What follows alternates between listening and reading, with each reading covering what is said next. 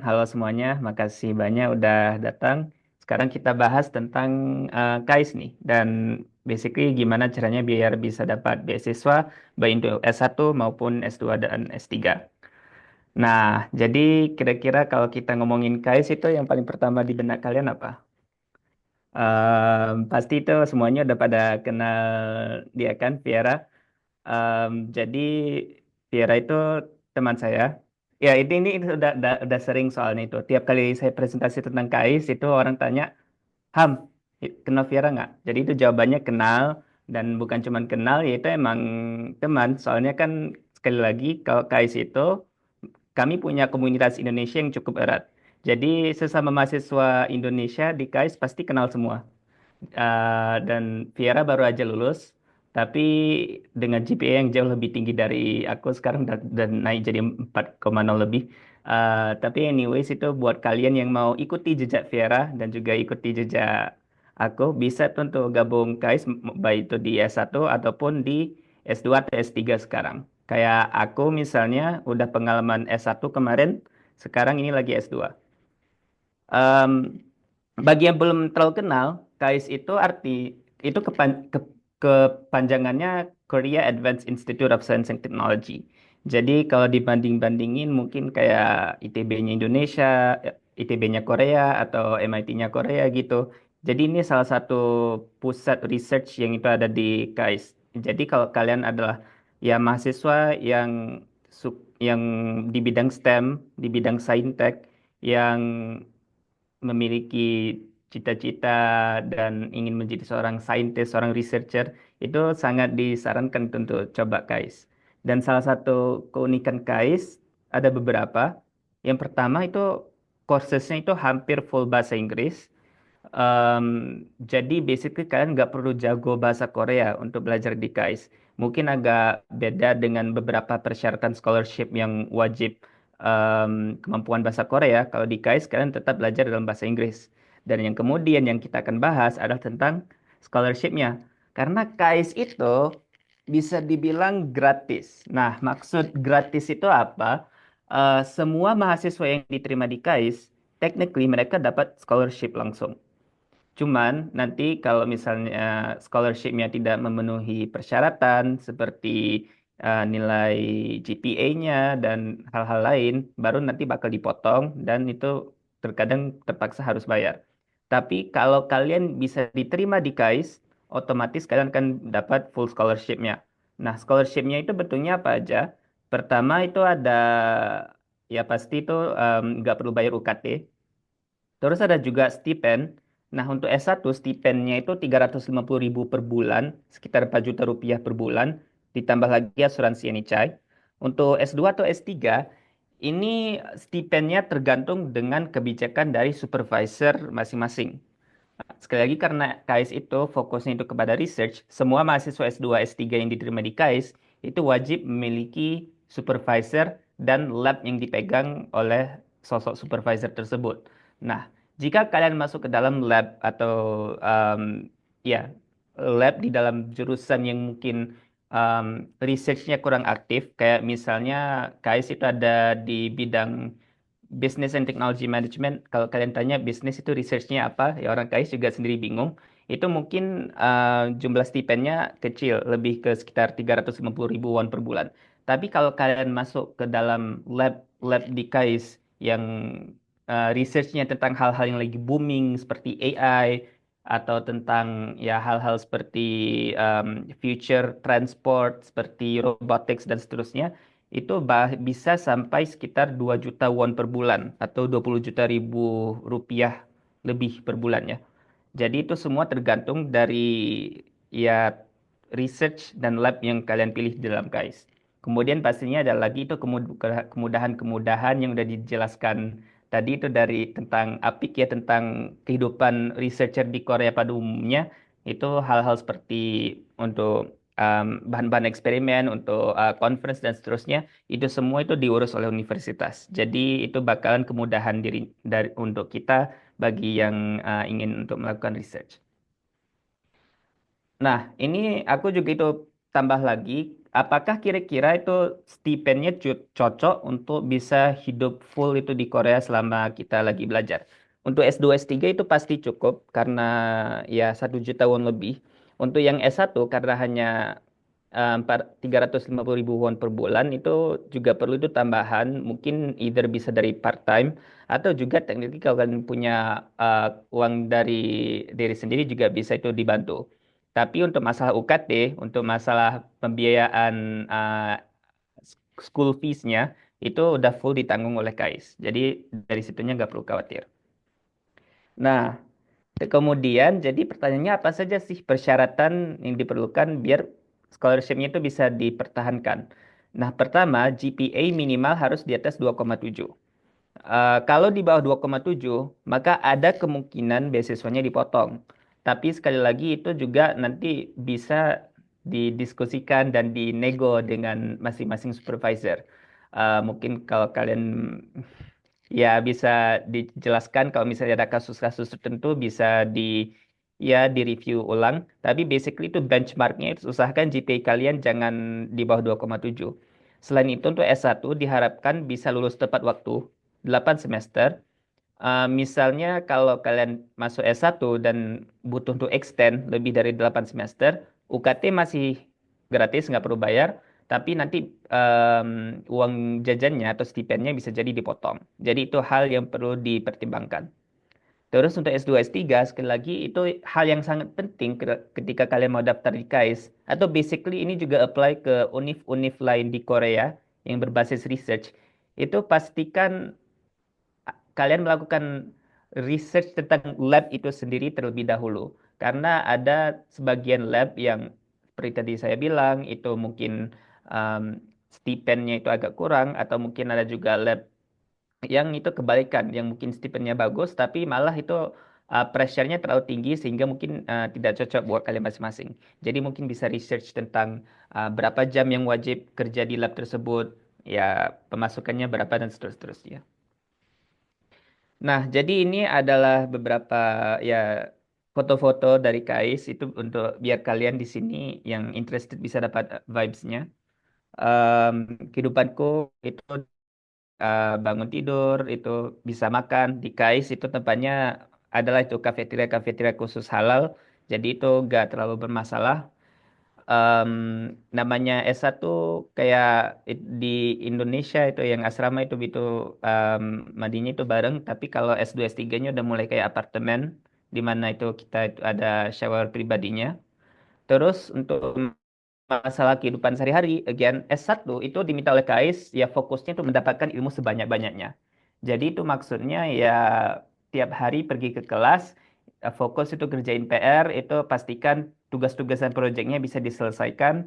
Sebagai pengalaman pribadi, proyek-proyek di KAIS itu cukup susah, memakan cukup banyak waktu, tapi main engaging. Jadi kalian bakal berpikir kira-kira ini gimana diselesaikannya. Dan itu banyak opportunities bagi S1 untuk dapat pengalaman di lab. Nah, seperti yang kalian tadi ada lihat tentang introduction saya itu juga banyak experience sebagai lab intern kan. Jadi nanti kalian kalau misalnya punya cita-cita jadi researcher tapi nggak tahu startnya di mana dan sekarang masih SMA, bisa itu masuk ke KAIS. Jadi dari situ kalian itu punya kesempatan mencoba berbagai lab yang ada di KAIS. Banyak loh, itu pilihannya ratusan. Jadi itu kalian tuh bisa coba satu persatu sesuai ya kemampuan dan interest kalian. Dari situ kalian bisa lebih paham interest kalian untuk research itu adanya di mana. Nah, kalau S1 fokusnya di lab dan sometimes fokusnya di kelas dan sometimes ada lab. Kalau S2 dan S3 itu fokusnya di lab dan sometimes tidak ada kelas. Dipastikan tiap hari, at least on weekdays, kalian itu bakal pergi ke lab untuk kerjakan research kalian, untuk ya lakukan eksperimen, persiapan untuk conference dan paper kalian. Tapi pastinya itu juga perlu ada itu um, untuk pemenuhan syarat kredit S2 dan S3 bakal masuk ke lab juga. Nah, again ini di KAIS itu banyak pilihan-pilihan kafeterianya. Mereka terkadang ada juga itu sediain kayak makanan-makanan khusus untuk um, yang Muslim, yang itu harus no pork dan harus halal, ataupun ada juga untuk Hindu mereka akan kasih tahu oh ini no beef dan seterusnya. Jadi KAIS itu memiliki komunitas internasional yang cukup cukup baik, lumayan baik, sangat friendly. Tadi itu bahasanya kita udah lumayan hampir hampir full bahasa Inggris untuk persyaratan lulus. Dan juga ini untuk masalah dietary restrictions-nya.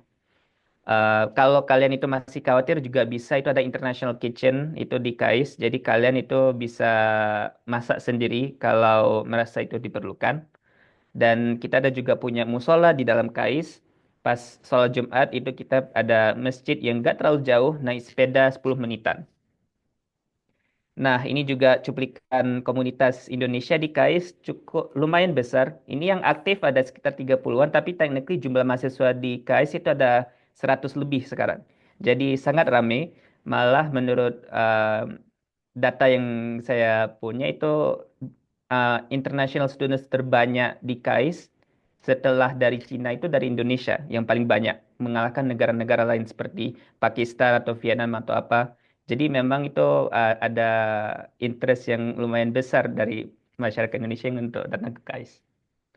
Ya, beberapa foto-foto agenda-agenda yang bisa dikerjakan kayak food festival, cultural festival, halal bihalal pas Ramadan, pas Idul Fitri, Idul Adha. Nah, jadi dari itu semua, how to join KAIS? Oke. Pertama untuk S1, sayangnya pendaftarannya udah ditutup. Jadi kalau kalian mau gabung, itu yang SMA sekarang, itu bisa gabung S1 di KAIS itu untuk tahun depan. Baik itu untuk yang Spring 2026 atau Fall 2026. Tapi untuk yang S2 atau S3 bakal buka dalam beberapa minggu ke depan. Tepatnya application window-nya dibuka March 4, udah dekat tuh. Kemudian bakal ada masa interview di bulan Mei, terus diumumkan Juni. Baru nanti mulai kuliah di KAIS itu pas September. Nah, ini berkas pendaftarannya apa aja yang diperlukan? S1, S2 ad- ada yang mirip, ada yang beda. Untuk S1 dulu kita fokusnya. Pertama application form itu udah pasti dilengkapi dengan SS essays. Recommendation letter diperlukan 1 biji. Terus diperlukan transkrip atau rapor, paspor atau KTP, standardized official test. Nah, ini bisa bagi kalian yang sekolahnya punya International Baccalaureate IB atau mungkin Cambridge A level itu bisa ambil ujiannya dan itu bisa disubmit ke KAIS untuk seleksi S1 atau juga kalian bisa ambil SAT yang itu um, di Indonesia udah relatif lumayan banyak itu um, school-schools yang menyediakan SAT bagi sekolah-sekolah lain. Nah, bagi kalian yang mungkin nggak sanggup juga, technically KAIS itu accept any kind of standardized official test, tes apapun, asalkan itu sudah standardized dan bisa membuktikan bahwa kalian ini mampu khususnya di bidang saintek. Nah, jadi mungkin kalian itu juga bisa itu submit nilai UN ataupun nilai UTBK. Karena itu memang di KAIS itu juga udah disebut itu um, National School Exams itu juga diterima atau National University Exams. Jadi kalian juga submit hasil UN atau hasil UTBK untuk sebagai bukti bahwa kalian itu mampu masuk ke KAIS. Terus English Proficiency Test, baik itu TOEFL atau IELTS, penghargaan yang kalian punya, dan juga high school profile untuk menjelaskan bagian masa S1, SMA kalian itu bagaimana nih, dan kesulitannya apa aja, dan seterusnya. Untuk S2, ada miripnya juga, application form diperlukan, degree sama transkripnya. Dari itu diperlukan dua, proficiency test untuk bahasa Inggris. Nah, itu juga diperlukan CV, paspor atau KTP kalian, dan juga KTP orang tua dan kakak. Nah, untuk informasi lebih lengkap, itu bisa cek di website KAIS langsung ya, di kais.ec.kr atau Google aja itu KAIS Admissions, pilih yang undergraduate atau graduate. Langsung. Again, untuk yang optional di berkas pendaftaran itu ada, ya kalau kalian punya penghargaan itu bisa dilampirkan. Kalau kalian punya ingin uh, menjelaskan tentang pengalaman kerja kalian, experience itu bisa employment certificate dikumpulkan, ataupun tentang university profile untuk menjelaskan status universitas kalian. Nah, terus untuk bahas tentang tips and tricks itu pertama aku sarankan tadi itu. Ya, usahakan kalian tuh bisa buktikan bahwa kalian itu mampu sebagai em, menjadi seorang researcher yang handal ketika itu masuk di KAIS. Karena gen KAIS itu ya fokusnya itu di bidang saintek, jadi itu ya buktikan bahwa kalian knowledge-nya cukup ataupun experience-nya cukup. Terus khusus yang untuk S2, S3, again sangat disarankan sebelum itu kalian apply, itu pastikan bahwa kalian sebenarnya udah research dan juga udah coba kontak dengan calon supervisor kalian dan udah mulai mengenal tentang calon lab kalian. Karena dari situ bakal menentukan juga itu campus life kalian itu bagaimana. Apakah lumayan, apakah nggak lumayan.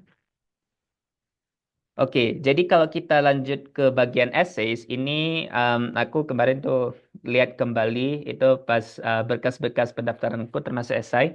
Jadi pertama kita bahas udah yang S1, beberapa pertanyaannya lumayan basic, tapi sekaligus ya aku jelasin aja.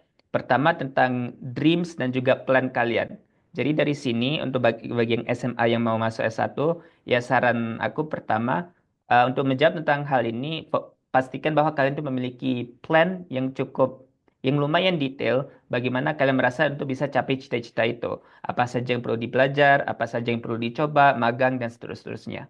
Nanti ada juga bakal ditanya tentang ekskul kalian selama SMA. Jelaskan apa saja yang kalian lakukan selain itu tentang akademik, selain itu kelas masuk kelas biasa. Fungsinya ini sebenarnya untuk melihat passion dari kalian sendiri itu.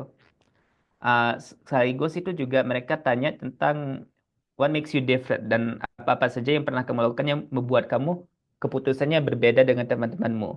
Ini basically fokusnya tentang ya kemungkinan bahwa kamu bisa jadi seorang leaders yang mampu untuk go away against the current, untuk bisa unik dan gak mengikuti pendapat-pendapat orang lain, karena itu cukup dibutuhkan. Ada juga untuk buktikan ya pengalaman atau bukti bahwa kalian itu bisa considerate, um, uh, sifat sharing, cooperation, dan conflict management. Intinya untuk membuktikan bahwa kalian itu bisa bagus di dalam kerja kelompok dan bisa jadi seorang anggota kelompok yang berguna, bermanfaat, dan bekerja dengan baik. Finally, itu ada juga nanti bakal pertanyaan tentang family dan social background kalian jika itu diperlukan. Untuk S2 atau S3, itu essaysnya itu dibagi jadi dua bagian. Pertama adalah basic questions dan yang kedua nanti itu tentang statement of purpose. Nah, kalau yang basic questions ini ya itu cuman 500 byte atau 500 huruf, basically satu paragraf udah cukup. Jadi jelaskan dengan singkat, padat dan jelas. Pertanyaannya seperti what is your apa yang udah dipelajari pas S1, motivationnya apa untuk memilih jurusan ini, outline a brief study plan, ini ya termasuk ya research plan sama ya kira-kira selama S2 atau S3 itu mau ngapain aja tuh. What are your plans after studying? Apakah nanti niatnya jadi seorang researcher di akademik atau mungkin juga itu bisa kerja di industri sebagai seorang profesional? What honors and awards penghargaannya pernah dicapai dan juga mungkin tentang penjelasan lebih detail dari univ sendiri. Nah, untuk statement of purpose-nya ini basically udah cukup umum ya dan berlaku untuk hampir semua univ S2, S3 di luar khususnya di Korea. Ya pastinya itu ya saran aku singkat mungkin itu pastikan bahwa kalian bisa jelasin kenapa kalian mau ke KAIS, jelaskan tentang history kalian, asal-usul dari interest kalian itu apa aja, experience yang kalian punya apa aja, dan dari situ kenapa kalian memilih untuk lanjut di KAIS dan khususnya di jurusan ini dan mungkin di lab ini. Apa saja kalian lihat prospek, potential prospects yang ada untuk membangkitkan dan membantu kalian itu di masa depan.